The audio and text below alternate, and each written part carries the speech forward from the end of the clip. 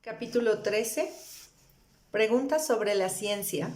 Del libro Crayon 2. No piense como un humano. Pregunta. Deseo empezar ahora mismo con la pregunta más grande que tengo que plantear y sobre la que muchos desearían saber algo. ¿Podemos descubrir la antigravedad? ¿Existe tal cosa? ¿La utilizan los ovnis? Respuesta. El término que ustedes utilizan, antigravedad, es inapropiado. Deben cambiar por completo su concepto acerca de cómo puede tener lugar esta propiedad antes de que puedan descubrirla.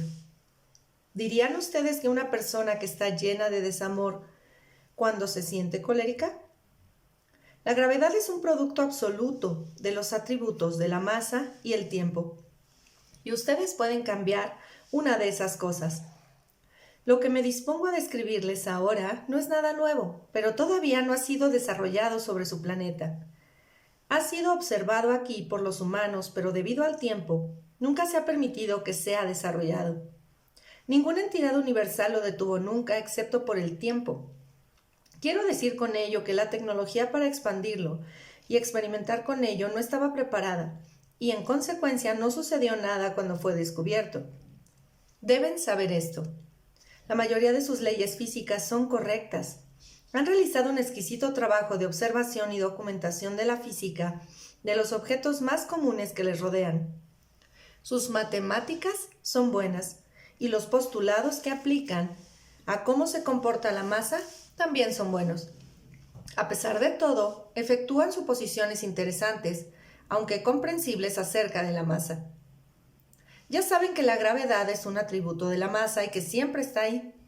Lo que hasta el momento han pasado por alto en sus pensamientos es cómo se relaciona la gravedad con el tiempo, algo que no pueden concebir o cambiar con facilidad, y que todo el tema de la gravedad, la masa y el tiempo no es lineal.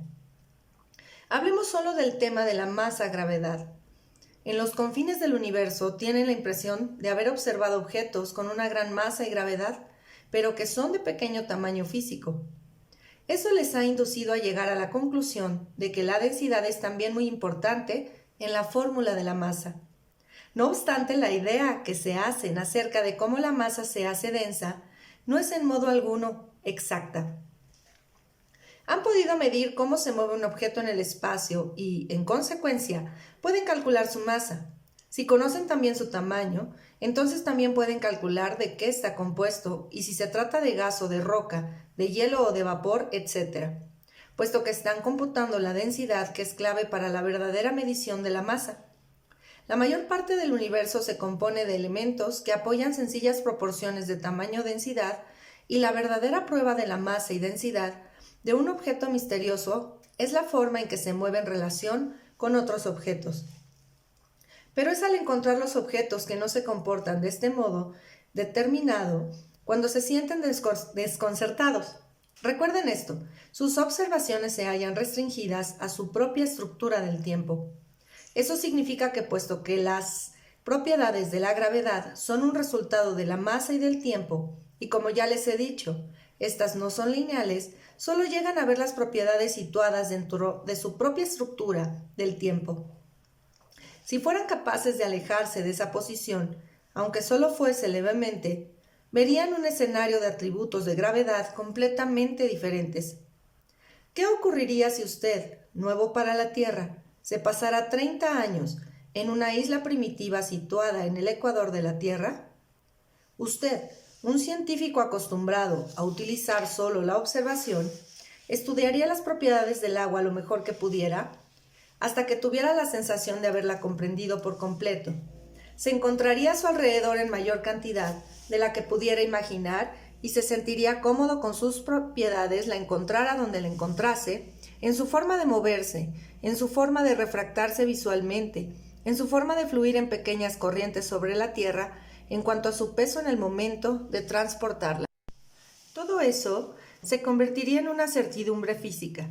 De repente aparece una nave espacial para llevarle al Polo Norte, donde se sentiría desconcertado al descubrir de pronto un atributo completamente nuevo del agua, algo que la hace ponerse dura como una roca cuando hace frío. Imagínese, agua dura, ¿qué concepto? Nunca pudo generar esa condición por sí mismo, puesto que en su isla no se podía simular esto. Creía haber comprendido el agua por completo y ahora descubre que no era así. Lo mismo sucede con su observación limitada de la masa en su propia isla del tiempo. Muchos de ustedes han calculado correctamente que el magnetismo y la electricidad juegan un papel crítico en la determinación de los atributos reales de la masa y que las variables magnéticas que determinan el producto de la masa funcionan a menudo dentro de partículas muy pequeñas para crear la densidad de un objeto y también su estructura de tiempo.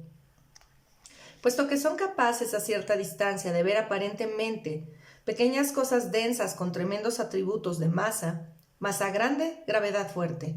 ¿Se han detenido alguna vez a pensar lo inverso? Lo que les estoy diciendo es que lo que ustedes llaman antigravedad se corresponde en realidad a su búsqueda del mecanismo para crear los atributos de lo que yo llamaré una condición sin masa. Es la mecánica de la partícula pequeña lo que determina en realidad los atributos de masa de un objeto, y en consecuencia, la gravedad y la estructura del tiempo que rodean el objeto. ¿Se imaginan un objeto con densidad cero, sin que importe su tamaño? Son muy pocas las cosas que existen en el universo en este estado, pero eso es algo que se puede crear artificialmente, utilizando simplemente los mecanismos de la densidad de lo que determina la verdadera masa del objeto.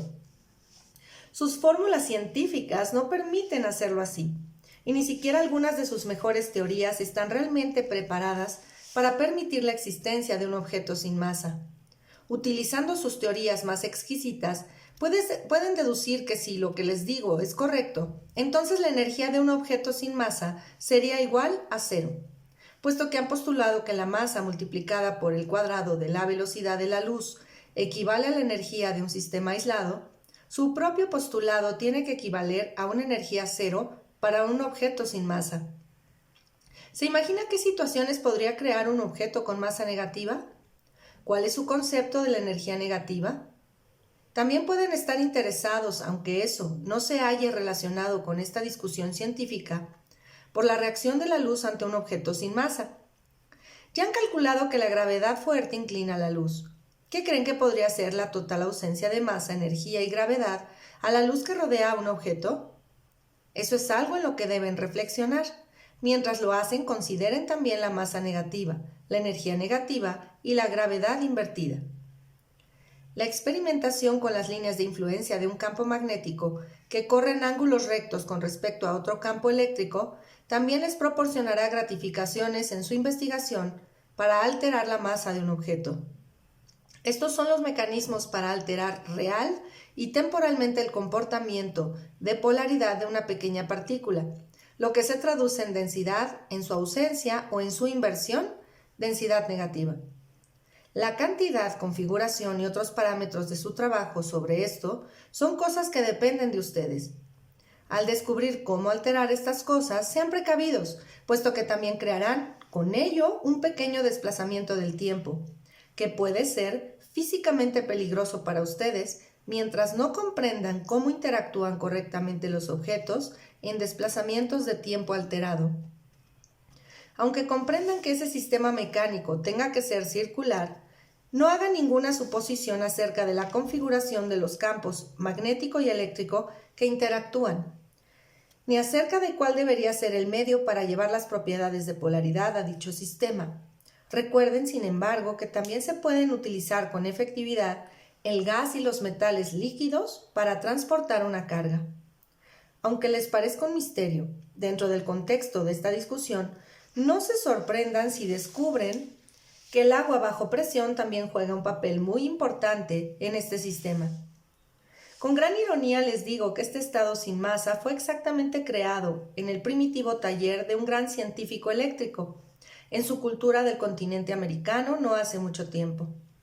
Si pudieran visitar su taller, observarían los agujeros producidos en el techo y el cristal parchado que cubrió el tragaluz por donde salieron disparados, literalmente sus objetos sin masa, y volaron alocadamente por todas partes.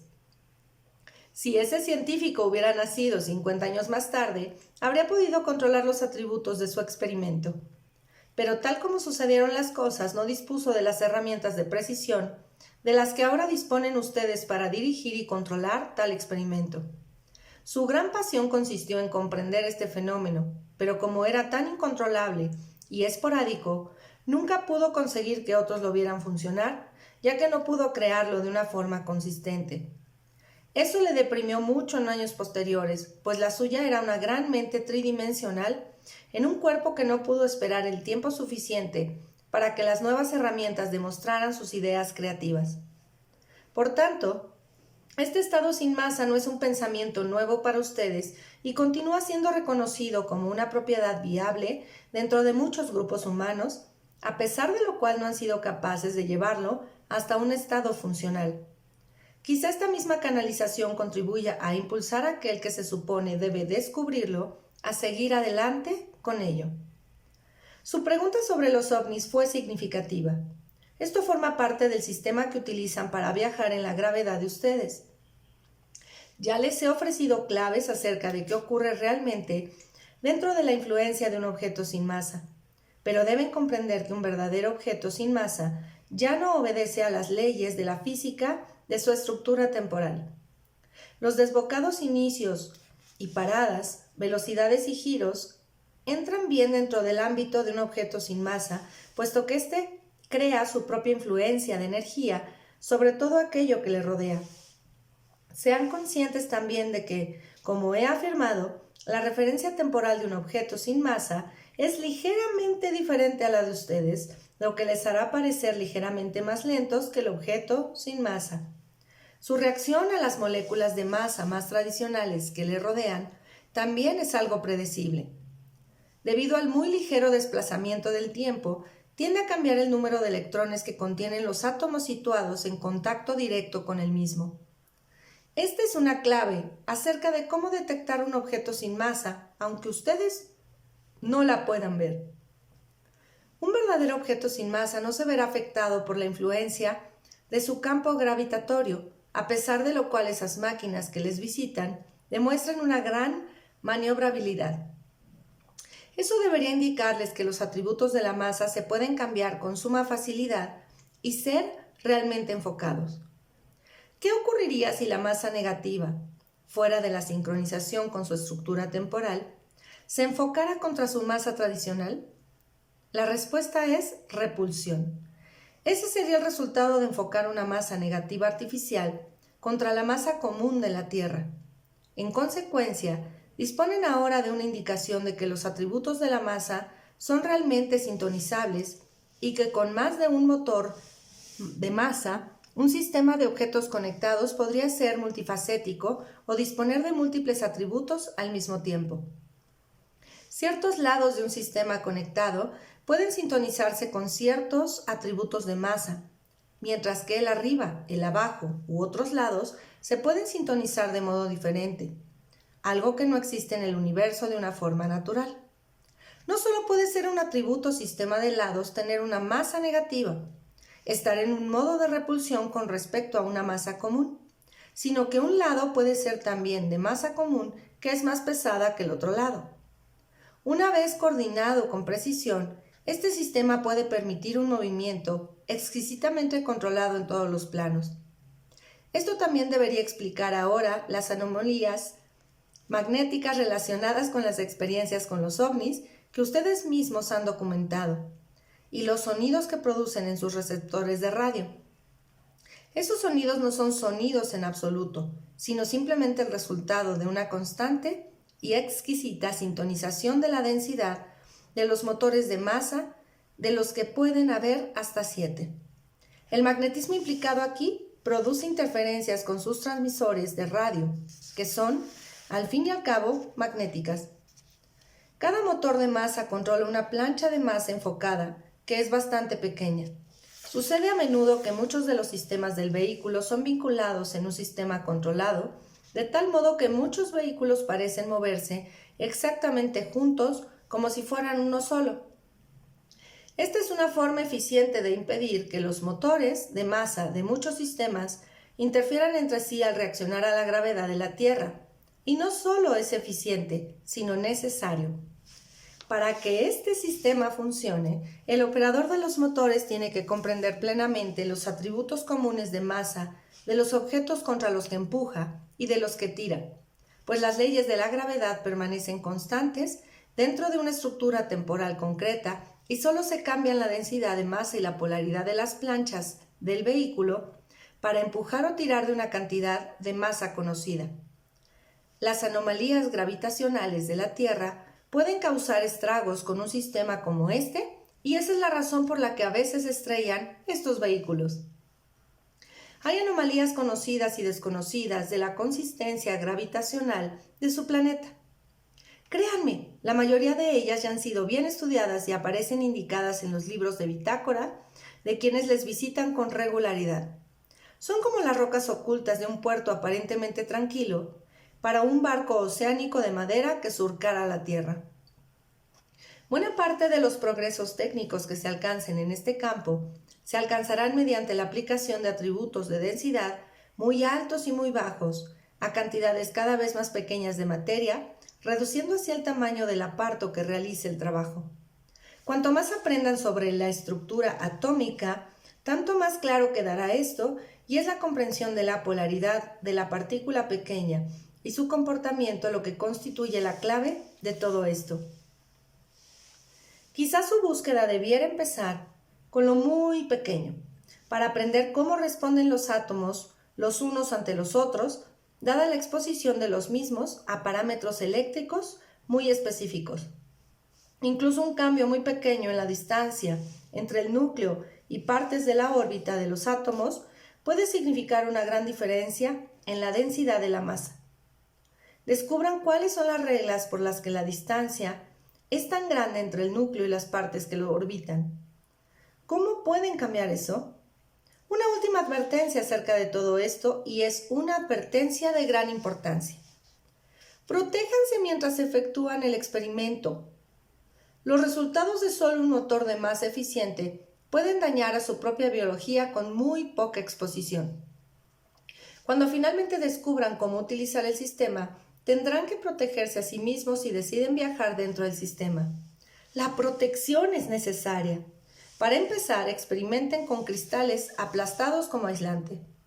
Pronto descubrirán las propiedades que tiene esto, y el resto será evidente. Pregunta. Me alegro de haberle hecho la pregunta anterior. Hablando de estructura atómica, ¿hay algo asombrosamente nuevo que no hayamos descubierto todavía? Respuesta. Sí. Además de lo dicho anteriormente acerca de lo que sucede con la materia cuando se empiezan a manipular las polaridades, también habrá nuevas partes que descubrir. Una de las cosas más interesantes, sin embargo, será cuando descubran a los gemelos. Oculta dentro de la estructura atómica común, pueden echar un vistazo rápido a algo que se les desconcertará total y completamente, pues parecerá ir en contra de todas las leyes del tiempo y del espacio. Los gemelos son un par de partes atómicas que siempre se relacionan entre sí y que siempre se encuentran por parejas. No les diré, sin embargo, dónde tienen que mirar. Créanme, lo sabrán cuando lo descubran. Unos pocos ya han visto su huella. Su comportamiento les asombrará. Descubrirán que cuando son estimulados correctamente, siempre se mueven juntos, como una pareja. Cuando se empieza a separarlos por la distancia para experimentar, continuarán moviéndose exactamente juntos. No importa lo mucho que los separen el uno del otro, se moverán exactamente juntos. Incluso si uno de ellos fuera lanzado al espacio para viajar más allá de su sistema solar, seguirían moviéndose como uno solo. Si se estimula a uno, el otro también se moverá. Forman un par eterno y son indestructibles. Si se convierte la energía de una, lo mismo sucederá con la otra. Eso hará que tengan que volver a examinar por completo sus ideas acerca del tiempo y del espacio, pues esta condición no seguirá la velocidad última de transmisión que ustedes creen como correcta, la de la velocidad de la luz. Habrán descubierto así algo que viaja más rápido de lo que jamás hayan podido imaginar. Esta comunicación instantánea entre las partes de los gemelos constituye la base de la comunicación de todas las entidades del espíritu universal en el universo. Es el mismo mecanismo que, en 1987, permitió que todos conocieran instantáneamente la disposición de la Tierra para el cambio. Así es como me comunico instantáneamente con la gran fuerza creativa, y eso se conforma con la forma del universo de la que les hablé en canalizaciones anteriores. Pregunta. Mientras estamos en periodo de aprendizaje, ¿podemos comprender verdaderamente la forma real del universo? Respuesta. No, eso no sería apropiado mientras se encuentran al mismo tiempo en periodo de aprendizaje. Su dualidad quedaría revelada y eso no serviría a la situación de lo que están consiguiendo con éxito sobre el planeta. Algún día, cuando la Tierra ya no se encuentre en periodo de aprendizaje, tal como ustedes lo conocen, los humanos que están aquí conocerán mucho más. Pregunta. Me intereso por las computadoras. ¿Hacia dónde va esta tecnología? ¿Seguimos el camino correcto al crear máquinas que nos ayuden? ¿Son peligrosas las computadoras? Respuesta. Su tecnología de computación fue absolutamente necesaria para permitirles continuar con la ciencia de la nueva era. Consideren los saltos que les han permitido dar. Cada vez que vean esta clase de aceleración científica, deberían saber que es apropiada. No obstante, lo que hagan ustedes con ese conocimiento constituye su prueba mientras están en periodo de aprendizaje. ¿Se utilizará como siempre, como un arma, o será utilizado ahora para el medio ambiente y para los descubrimientos relacionados con la buena salud de muchos? En relación con la tecnología de las computadoras, están pasando por alto el aspecto más evidente e imaginable, puesto que ven en funcionamiento la computadora más extraordinaria que existe sobre la Tierra, que actúa en los seres biológicos que les rodean. ¿Por qué no se limitan a imitarla? ¿Desean disponer siempre de la tecnología a medias o quieren la tecnología completa? Aumentarían instantáneamente su ciencia de las computadoras en 10,000 veces si empezaran a combinar lo que ya saben con la química. La máquina computadora electroquímica es la forma de actuar del universo. Es la forma en que actúa su propia biología y su propio cerebro. ¿Cuándo empezarán a investigar la combinación de los dos? Esto no tiene absolutamente nada que ver con la creación de células vivas. Se trata simplemente de una tecnología que combina los parámetros eléctricos con los químicos para crear un poder y una velocidad insospechados, del mismo modo que el que tienen ahora en sus propias cabezas. ¿Qué les parecería una computadora capaz de recordar todo lo que haya sucedido en el término de 50 años y almacenada en el espacio de una nuez? A partir de la imitación de lo que el espíritu ya ha hecho dentro de su naturaleza terrenal, se encontrarán muchas respuestas científicas y técnicas. Pregunta. En los escritos anteriores dijo que nuestros desechos nucleares constituían uno de los principales peligros que arrostrábamos ahora. Esos desechos parecen indestructibles y volátiles para siempre. ¿Qué podemos hacer al respecto? Respuesta. Sus desechos atómicos activos son realmente el mayor peligro al que se enfrentan. Ya han visto cómo una vasta porción de tierra puede quedar envenenada durante mucho tiempo debido simplemente a un accidente atómico. Piensen en la tragedia que supondría perder una parte de su propio país a causa de una situación así, simplemente por ignorar elementos entregados y enterrados a gran profundidad bajo tierra que se acercan a un punto crítico en cuanto a su actividad. Ahora mismo, mientras usted lee esto, existe una pequeña ciudad en el continente americano cuyo nombre empieza con H, que está preparada para caer en esta situación. Sucederá un verdadero desastre si lo ignoran, puesto que todo esto es tan sencillo como la física básica. Sin embargo, no tienen por qué esperar a que suceda una catástrofe para actuar. No abriguen la idea de desprenderse de los desechos, pues eso es innecesario y en la mayoría de los casos no funcionará. Una sustancia activa como esta es como el ácido. Hagan lo que hagan con ella, solo será temporal, hasta que devore todo aquello con lo que la rodeen. no la guarden nunca en sus océanos o lagos. La verdadera respuesta debería ser evidente. Esos desechos se tienen que neutralizar. Ya he hablado de esto en canalizaciones anteriores, pero ahora ampliaré la información. Hay muchas formas de neutralizar estos desechos, pero la única que se encuentra actualmente al alcance de su tecnología es bastante simple y pueden disponer de ella. Deberían atender inmediatamente a la biología de la Tierra. Busquen los microorganismos que ya conocen y que son capaces de devorar estas sustancias activas y hacerlas inofensivas. Desarróllenlos, utilizando su ciencia para aumentar su número y eficiencia y dejen luego que devoren sus desechos. Quizás se pregunten por qué esto no se está haciendo ya, puesto que esos organismos ya han sido descubiertos. Miren hacia sus gobiernos para encontrar las respuestas. Exijan que se complete la investigación y que se inicie el proceso. Comprendan la política de la Tierra para entender por qué no se le ha informado plenamente acerca de esto o por qué no se ha destinado a esto los recursos necesarios.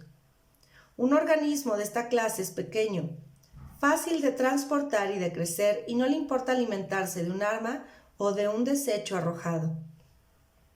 Ya es tiempo de que los líderes de la Tierra dejen de lado los temores de las tecnologías capaces de cambiar el equilibrio de las armas. Es una ironía de la ciencia que, con mucha frecuencia, los nuevos descubrimientos se puedan utilizar para la paz o para la guerra, y que sea la propia iluminación de ustedes lo que determine eso. Ahora mismo, reflexionen sobre una de las herramientas medioambientales más exquisitas que se hayan desarrollado jamás, incluida aquella de la que he hablado para reducir sus desechos nucleares. También se encuentran preparados para recibir una gran cantidad de tecnología útil para incrementar su periodo de vida, aumentar el control de las enfermedades y afectar a su salud en general. No permitan que los temores de unos pocos impidan el bien para muchos. Pregunta. Crayon, sospecho que al ser humano no puedo comprender del todo su constante referencia al hecho de que nos encontramos en un tiempo lineal, mientras que el universo se encuentra en el tiempo de la hora. ¿Hay alguna clase de ejemplo que pueda ofrecernos para clarificar esto? Resulta realmente confuso comprender cómo pueden existir los dos simultáneamente. Respuesta. Su intuición les sirve muy bien, pues no pueden comprender verdaderamente cómo funciona esto hasta que dejen de formar parte de ello.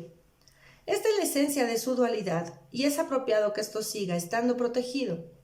No obstante, les ofreceré una analogía muy simple y breve relativa a lo que desean saber. Imaginen la vía de un tren, construida en un trazado que efectúa un círculo muy grande. Hay sobre ello un pequeño tren que le representa a usted. Está siempre en movimiento, viajando aproximadamente a la misma velocidad. La vía es su estructura temporal lineal y el tren es usted, en movimiento temporal lineal, moviéndose siempre hacia adelante desde donde estaba hasta donde estará.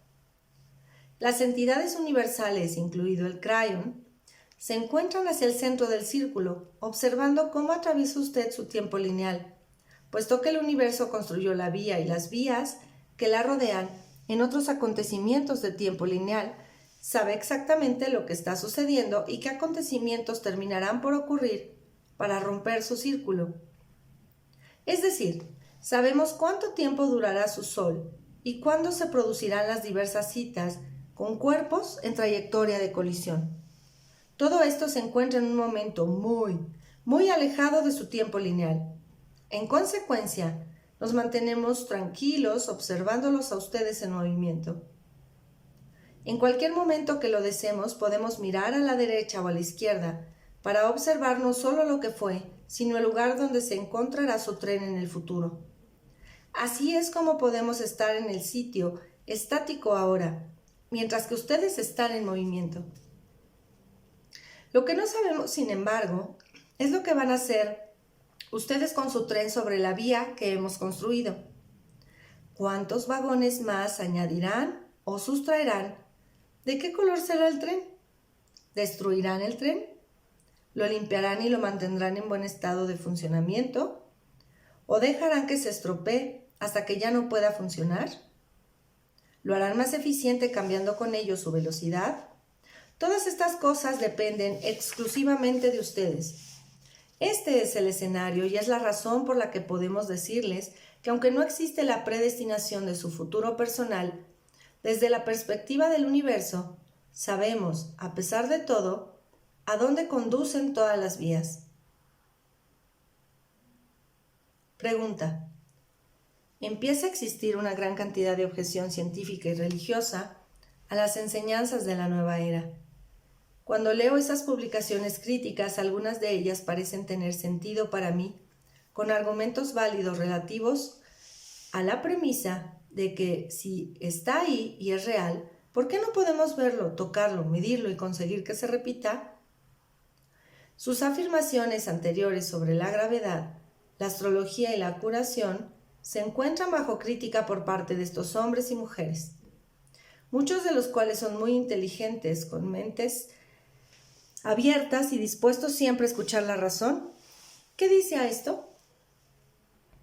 Respuesta.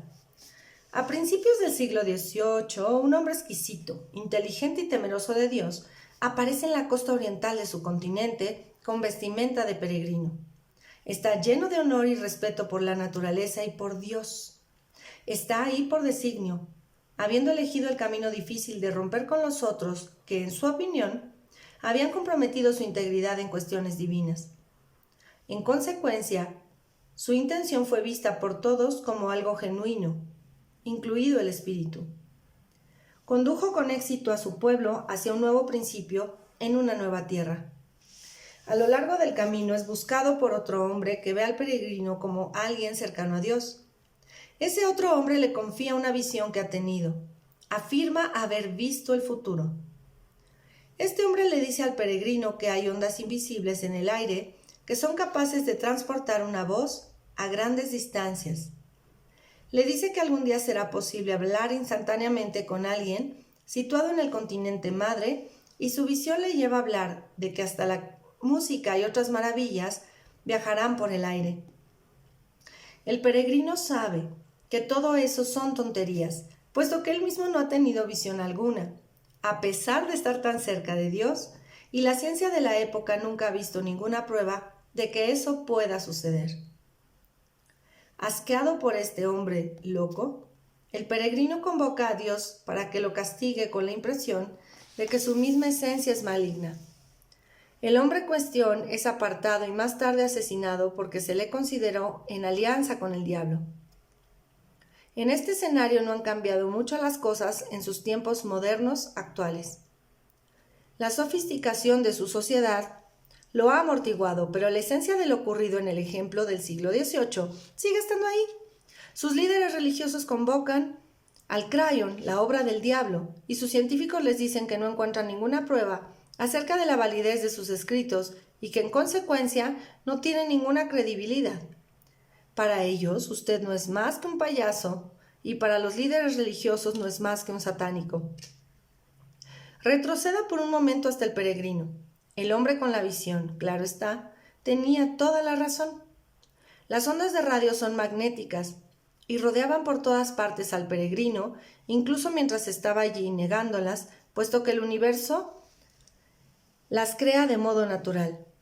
Las ondas ya existían y se encontraban a la espera de ser descubiertas y utilizadas para transportar la voz y la música. El peregrino no podía verlas y además su ciencia no disponía todavía de ningún medio para medirlas.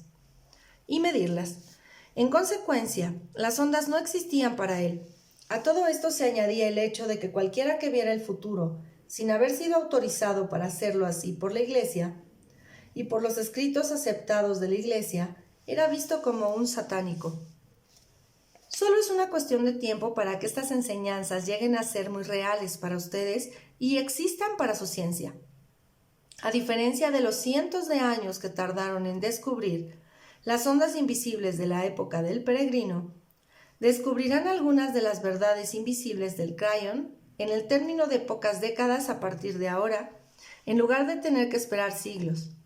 Así pues, a quienes dudan, les digo, llevad cuidado acerca de cómo juzgáis al mensajero, debido solo a vuestra ignorancia del mensaje. Pregunta. Finalmente una pregunta médica. ¿Lograremos dominar el SIDA? Respuesta. A estas alturas deben saber que no puedo ofrecerles su futuro, y ello no porque tenga limitación alguna, sino porque son ustedes quienes lo controlan por completo. Yo disfruto que son ustedes quienes lo controlan, y con las sorpresas tanto como ustedes mismos. Lo que sí puedo decirles es que el mecanismo para su control se encuentra bastante al alcance. Con la clase de progreso iluminado que ha demostrado recientemente su planeta, el espíritu espera que lo encontrarán y con ello descubrirán otros mecanismos mucho más gratificantes de la invasión biológica de las pequeñas partículas. Aunque puedan parecer crípticas para algunos, mis canalizaciones anteriores sobre el mecanismo de las partículas biológicas pequeñas ya contienen las respuestas. De hecho, hasta es posible que cuando estos escritos se publiquen, ya se encuentren a mano las respuestas a su pregunta. Recuerden, la polarización y el magnetismo juegan un papel mucho más importante en su salud de lo que actualmente creen y acreditan. Hay mucho más por descubrir. Crayon. Y ahora busca el capítulo 14. Preguntas finales. Mi nombre es Aimé Flores Barbará. Gracias por escuchar.